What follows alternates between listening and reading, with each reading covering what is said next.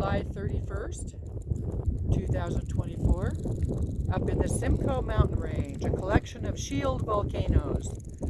It has the typical shape of the rounded inverted shield that it's named for. We're looking towards what would be Highway 97, which would be passing from north to south, now heading towards a more southern view. In the distance, we have the valley that entails Goldendale and Centerville and high prairie areas on the way to the Columbia Gorge. So we're looking south. Now we're looking more towards the west, southwest, and in the far distance you'll see a snowy peak. That snowy peak in the distance There he is.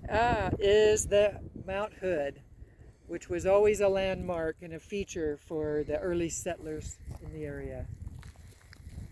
So we're looking west, and we're continuing on into the Simcoes.